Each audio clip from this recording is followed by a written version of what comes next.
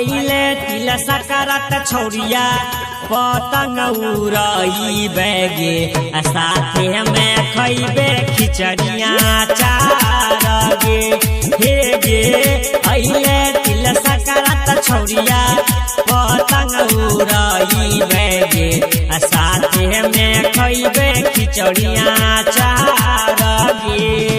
DJ Birinder Sharma, DJ Birinder Sharma, DJ Birinder Sharma.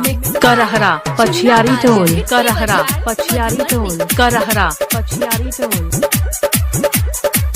हाँ देसी गाय के दूध जमैबे चूड़ा मुढ़ी के लाड़ू बनैबे साथे में खइबो और खियैबो गे हे गे देसी गाय के दूध जमैबे चूड़ा मुढ़ी के लाड़ू बनैबे साथे में खइबो और खियैबो गे।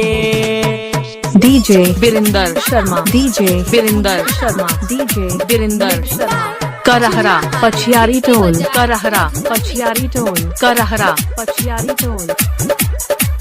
हाँ काला उजला तिलक के छौरिया लाड़ू बनई बेगे खइबे दोनों जाना मिल गे हे गे काला उजला तिलक के छौरिया लाड़ू बनई बेगे खइबे दोनों जाना मिल गे।